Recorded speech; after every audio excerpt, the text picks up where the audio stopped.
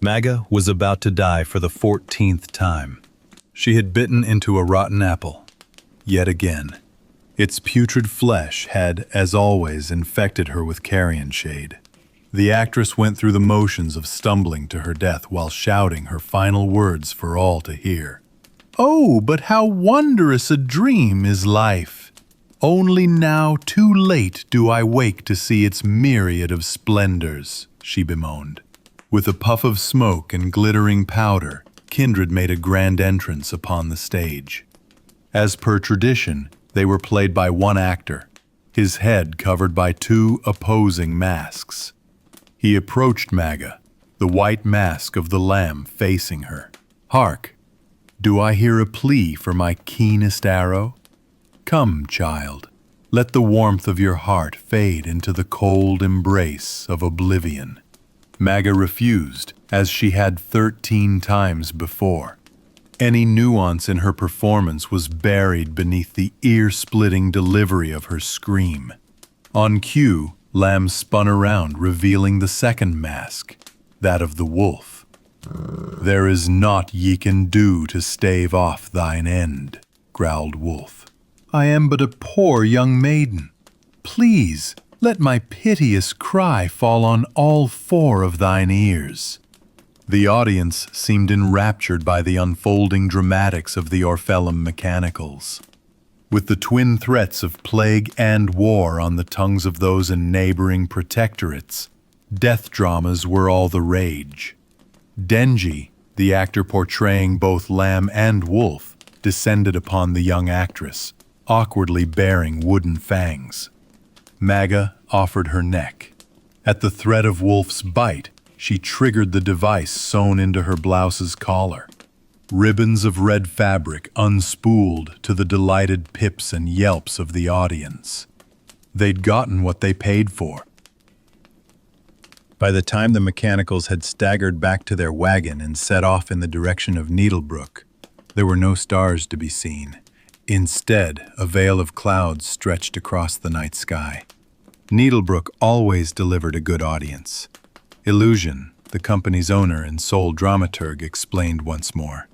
He staggered around, drunk on his own accolades, as well as the wine Parr had grifted from the locals. The night wore on, and the troupe had descended into bickering. Tria and Denji lambasted their playwright over the quality of his plots, which fell into a predictable structure. Tragedy strikes maiden, death finds maiden, death takes maiden. Illusion argued that complicated plots detracted from a good death scene. Magga, the youngest of the bunch, agreed with Tria and Denji's diagnosis, but kept her mouth shut. Had she not stowed away in the wandering troupe's wagon, she would certainly be somewhere far more miserable.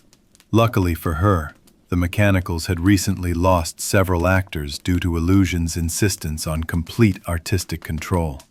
Because of his attitude and obvious mediocrity, they were facing a drought of fresh faces. And so the Orphellum Mechanicals agreed to contract Magga to die in all their dramatics for the foreseeable future, for which she had been grateful.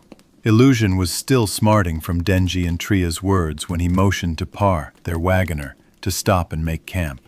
The inebriated auteur set out his bedroll in pride of place next to the wagon. He then threw the rest of the bedding into the long grass nearby. "Ungrateful players can sleep in the wilds," Illusion spat, "where they shall hopefully find their manners." The rest of the troupe built a fire and swapped stories. Denji and Tria had fallen asleep in each other's arms while whispering potential names for their unborn child into each other's ears.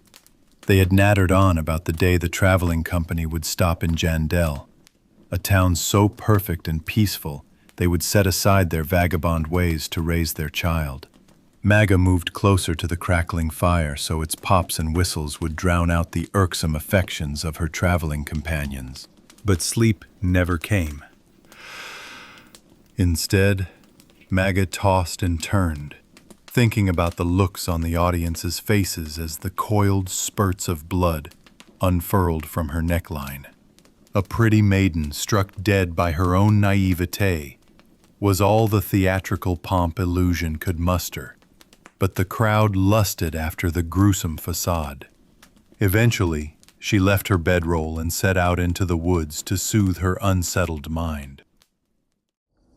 In the dead of night, Magga came upon a low, grassy mound with slabs of standing stone at its base.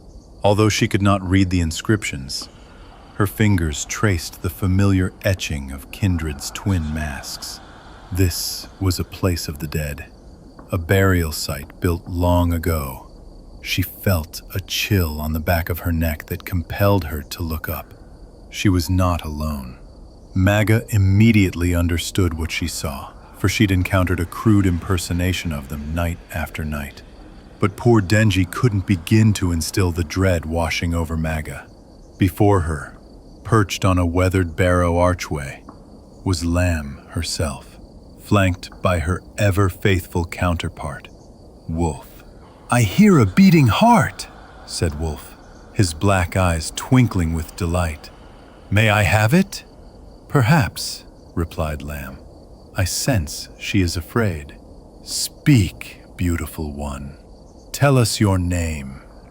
I would have yours first," stammered Magga, stepping backward.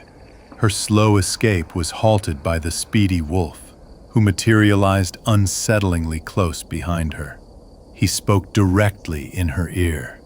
"We have many names.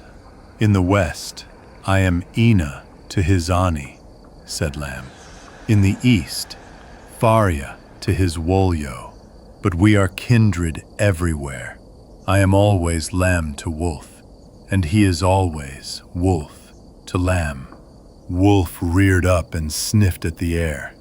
"She is playing a boring game," said Wolf. "Let us play a new game, one of chasing and running and biting." "She is not playing, dear Wolf," said the Lamb. "She is frightened and has lost her own name. It hides behind her lips, afraid to come out. Worry not, dear child. I have found your name. We know it as you know us. Magga." "Please," Magga stammered. "Tonight is not a very good night for—" Wolf's great pink tongue lolled out of the side of his mouth, and he proceeded to cackle. "All nights are good nights for pouncing," said Wolf.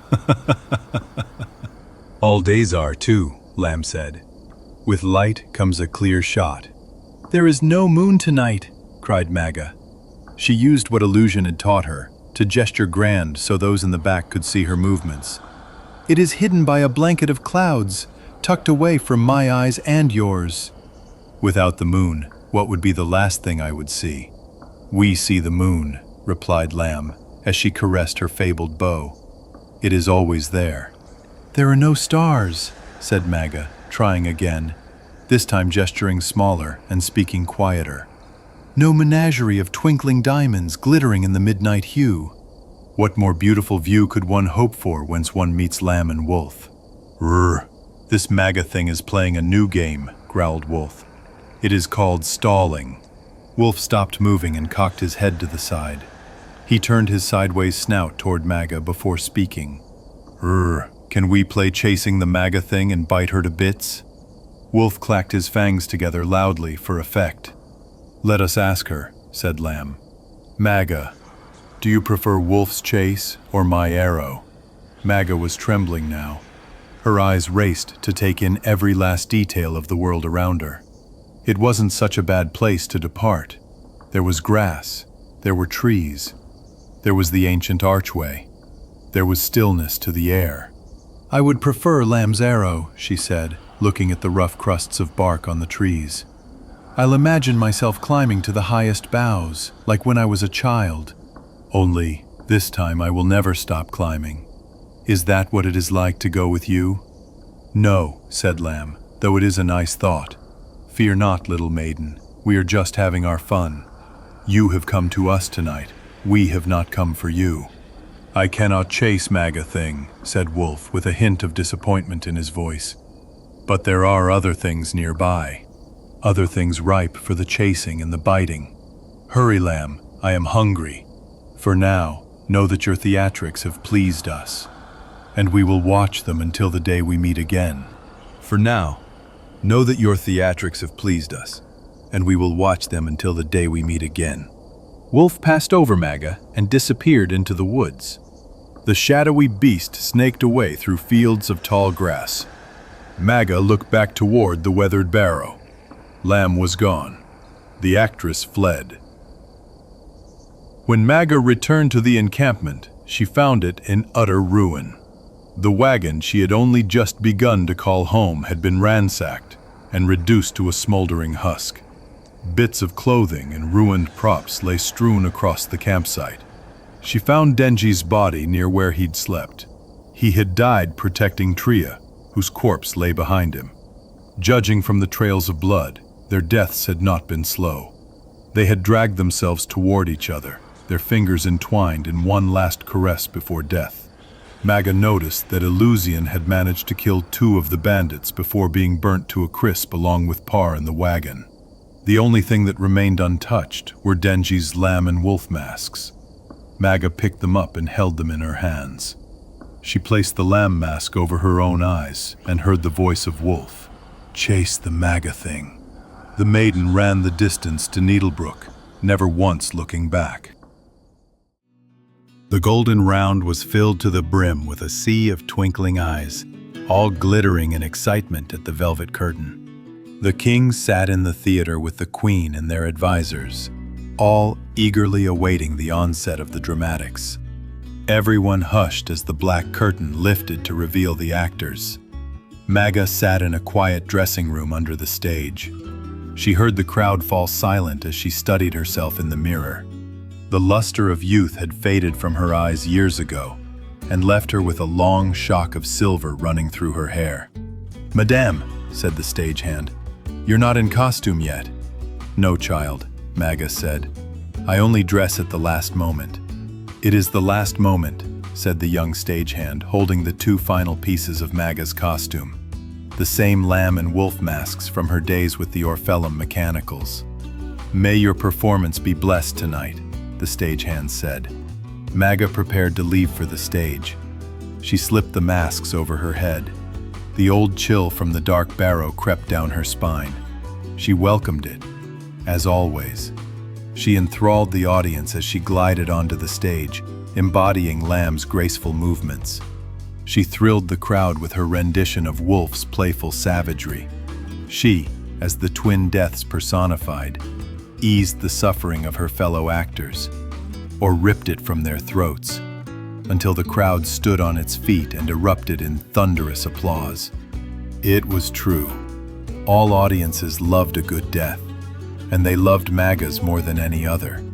Even the king and queen were on their feet in praise of her work. But Magga heard no applause and saw no ovations. She didn't feel the stage beneath her feet, nor the hands of her fellow mummers in hers as they bowed low. All she felt was a sharp pain in her chest. When Magga looked out over the audience, every single face was either a lamb or a wolf. So many days is yet to come. Too many times has come to pass. Too many moments put aside, getting out